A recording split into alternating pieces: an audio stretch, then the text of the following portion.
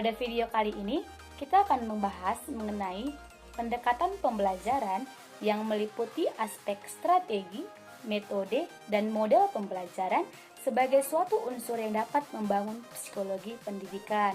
Nah, sebelumnya kita akan membahas sedikit mengenai psikologi. Psikologi merupakan ilmu yang mempelajari tentang kejiwaan seseorang. Nah, yang menjadi pertanyaan, apa sih pentingnya psikologi dalam pendidikan? Salah satu alasan pentingnya psikologi dalam pendidikan adalah sebagai motivasi belajar siswa. Nah, kemudian apa hubungan psikologi pendidikan dengan pendekatan pembelajaran? Tentu saja berhubungan. Karena apa? Dalam proses pembelajaran, kita harus tahu peserta didik kita itu seperti apa. Kita harus mengetahui bagaimana kejiwaan atau karakteristik peserta didik tersebut agar kita dapat menyampaikan atau menerapkan pendekatan pembelajaran yang sesuai dengan peserta didik tersebut. Untuk itulah diperlukan ilmu psikologi agar kita dapat mengetahui kejiwaan peserta didik untuk dapat menerapkan pendekatan pembelajaran yang sesuai dengan peserta didik tersebut. Nah, untuk lebih memahami mengenai pendekatan pembelajaran, strategi pembelajaran, metode pembelajaran, dan model pembelajaran, mari kita ikuti dan kita simak penjelasan berikut ini.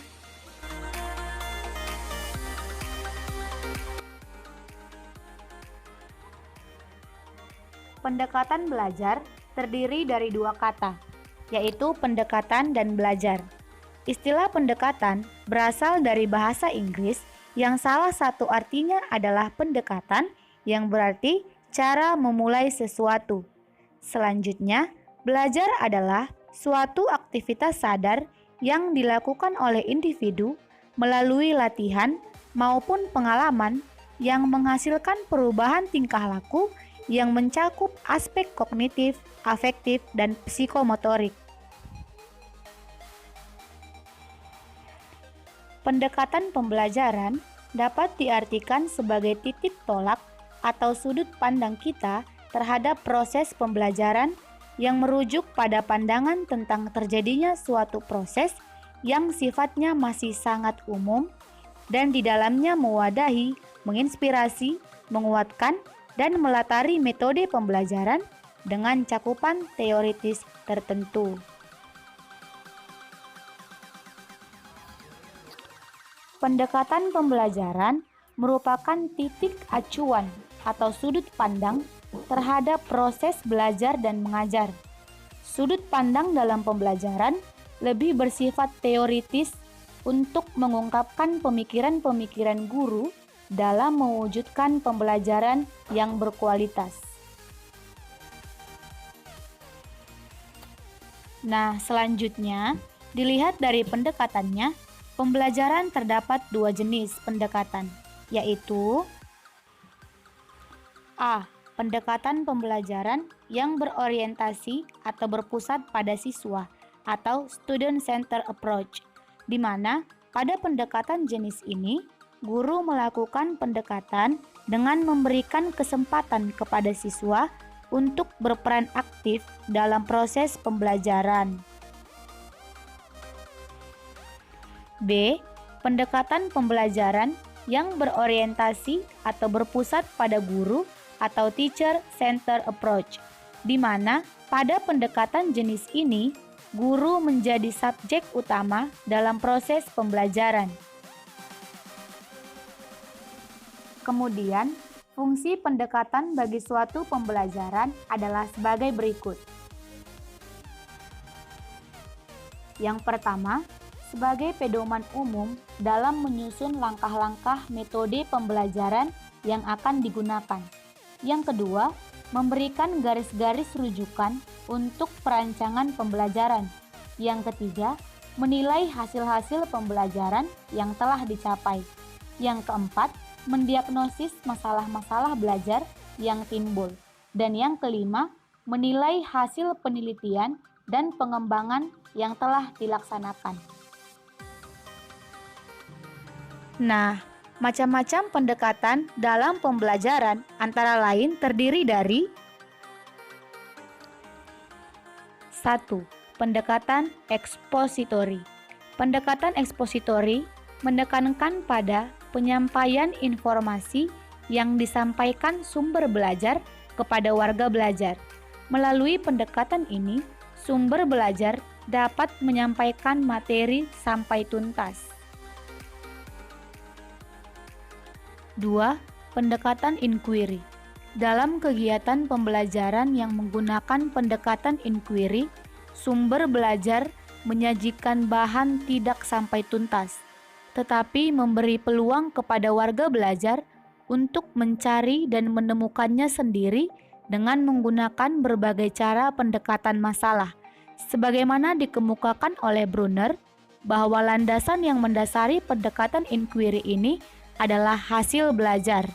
Dengan cara ini, lebih mudah diingat, mudah ditransfer oleh warga belajar.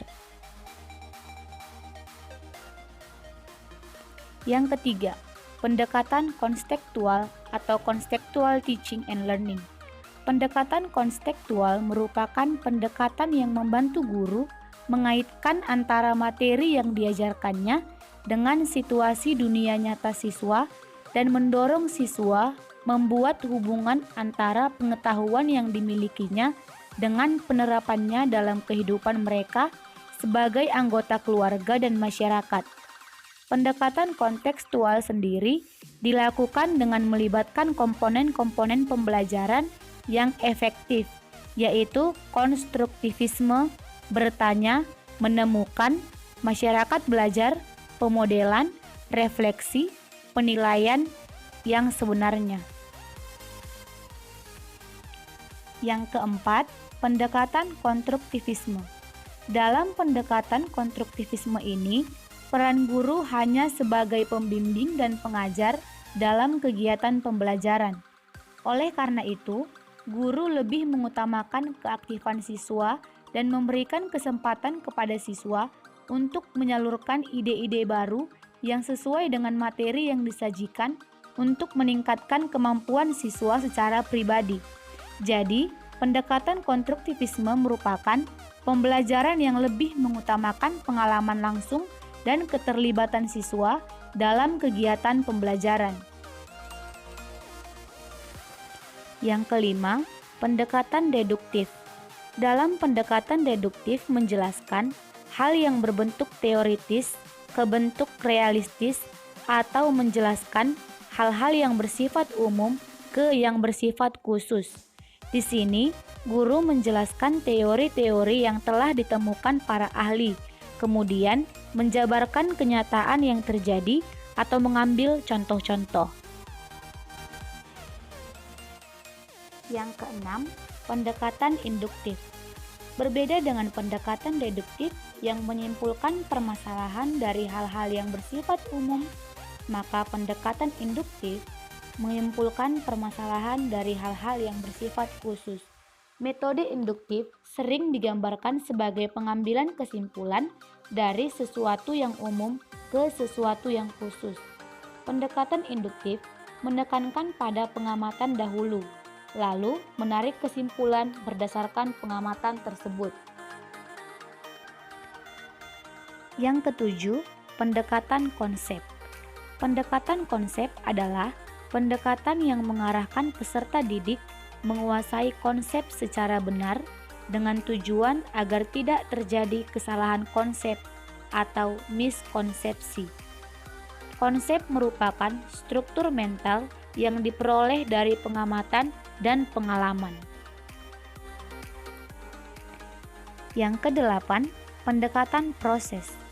Pendekatan proses merupakan pendekatan pengajaran yang memberikan kesempatan kepada siswa untuk menghayati proses penemuan atau penyusunan suatu konsep sebagai suatu keterampilan proses.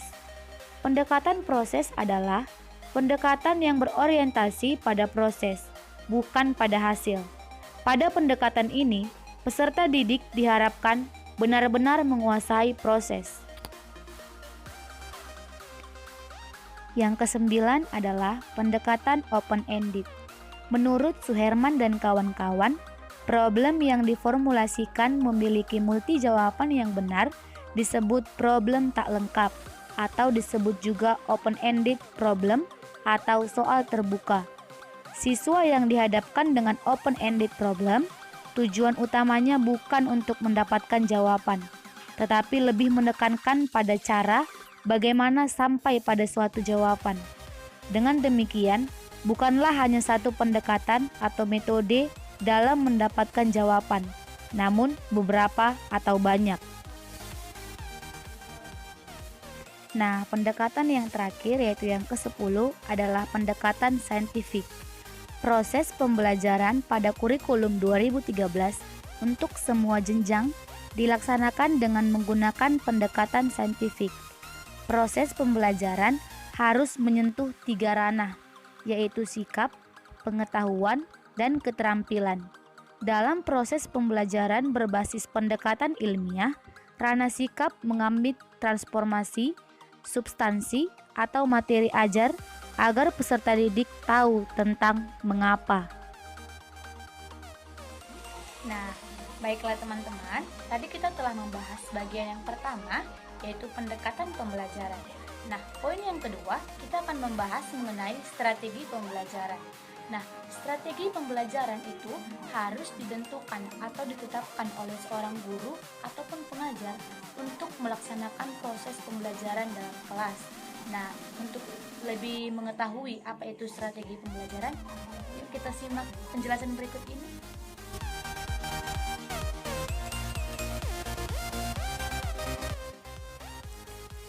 Strategi pembelajaran merupakan hal yang perlu diperhatikan oleh seorang instruktur, guru, widasuara dalam proses pembelajaran.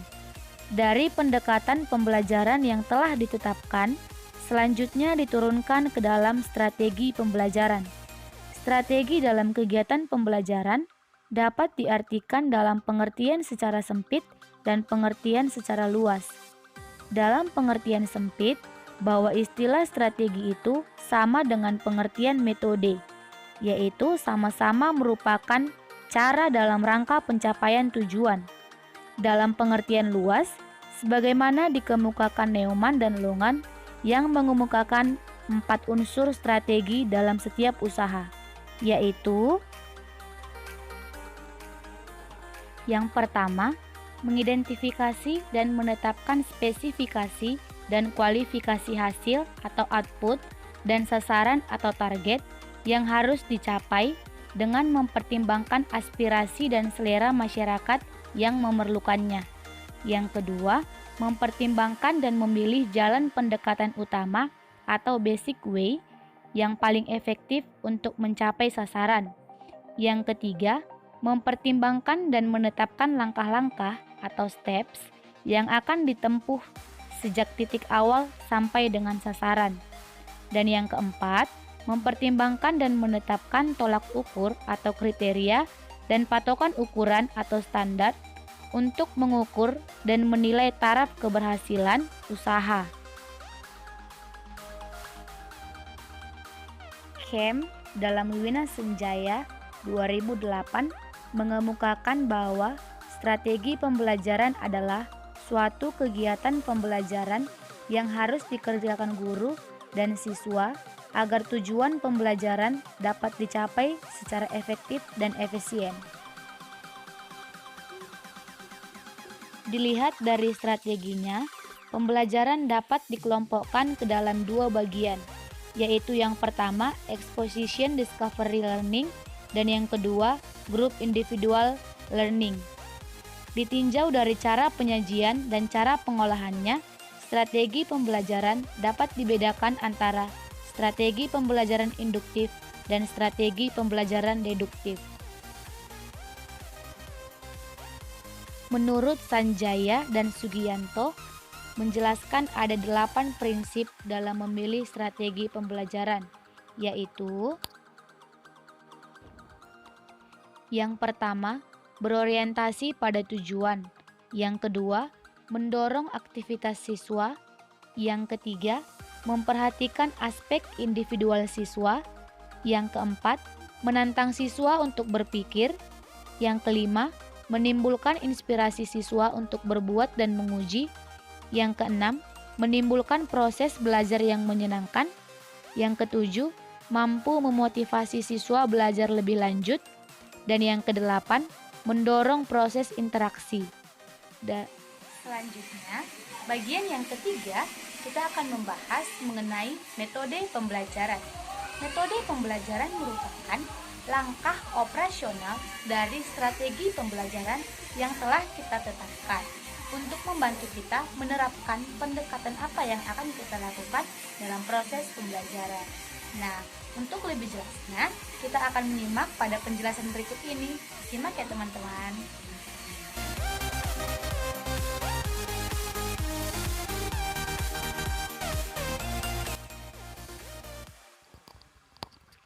Metode merupakan langkah operasional dari strategi pembelajaran yang dipilih dalam mencapai tujuan belajar, sehingga bagi sumber belajar dalam menggunakan suatu metode pembelajaran harus disesuaikan dengan jenis strategi yang digunakan. Menurut Nana Sujana, metode pembelajaran ialah cara yang dipergunakan guru dalam mengadakan hubungan dengan siswa pada saat berlangsungnya pengajaran. Sedangkan M. Sobri Sutikno menyatakan metode pembelajaran adalah cara-cara menyajikan materi pelajaran yang dilakukan oleh pendidik agar terjadi proses pembelajaran pada diri siswa dalam upaya untuk mencapai tujuan. Metode pembelajaran dapat diartikan sebagai cara yang digunakan untuk mengimplementasikan rencana yang sudah disusun dalam bentuk kegiatan nyata dan praktis untuk mencapai tujuan pembelajaran. Terdapat beberapa metode pembelajaran yang dapat digunakan untuk mengimplementasikan strategi pembelajaran. Di antaranya yang pertama ceramah, yang kedua demonstrasi, yang ketiga diskusi, yang keempat simulasi, yang kelima laboratorium, yang keenam pengalaman lapangan, yang ketujuh brainstorming, yang kedelapan debat, yang kesembilan simposium, dan sebagainya.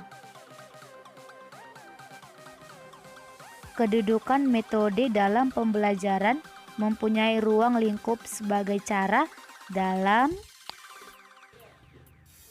yang pertama, pemberian dorongan, yaitu cara yang digunakan sumber belajar dalam rangka memberikan dorongan kepada warga belajar untuk terus mau belajar. Yang kedua, pengungkap tumbuhnya minat belajar, yaitu cara dalam menumbuhkan rangsangan untuk tumbuhnya minat belajar warga belajar yang didasarkan pada kebutuhannya. Yang ketiga, penyampaian bahan ajar, yaitu cara yang digunakan sumber belajar dalam menyampaikan bahan dalam kegiatan pembelajaran. Yang keempat, pencipta iklim belajar yang kondusif, yaitu cara untuk menciptakan suasana belajar yang menyenangkan bagi warga belajar untuk belajar. Yang kelima, tenaga untuk melahirkan kreativitas, yaitu cara untuk menumbuhkan kreativitas warga belajar sesuai dengan potensi yang dimilikinya. Yang keenam, pendorong untuk penilaian diri dalam proses dan hasil belajar, yaitu cara untuk mengetahui keberhasilan pembelajaran. Yang ketujuh yaitu pendorong dalam melengkapi kelemahan hasil belajar, cara untuk mencari pemecahan masalah yang dihadapi dalam kegiatan pembelajaran. Oke teman-teman, kita telah membahas mengenai pendekatan pembelajaran, strategi pembelajaran, dan metode pembelajaran. Nah, pada poin yang terakhir, yaitu poin yang keempat, kita akan membahas mengenai model pembelajaran. Model pembelajaran merupakan bungkus atau bingkai dari penerapan pendekatan pembelajaran, strategi pembelajaran, dan metode pembelajaran.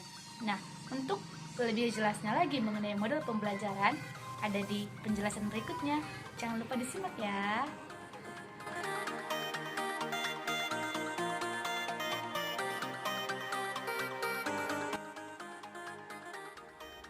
Model pembelajaran merupakan bungkus atau bingkai dari penerapan suatu pendekatan, metode, dan teknik pembelajaran. Apabila antara pendekatan, strategi, metode, teknik, bahkan taktik pembelajaran sudah terangkai menjadi satu kesatuan yang utuh, maka terbentuklah apa yang disebut dengan model pembelajaran. Jadi, model pembelajaran pada dasarnya merupakan bentuk pembelajaran yang tergambar dari awal sampai akhir yang disajikan secara khas oleh guru. Untuk lebih jelasnya, posisi hierarkis dari masing-masing istilah tersebut kiranya dapat divisualisasikan sebagai berikut.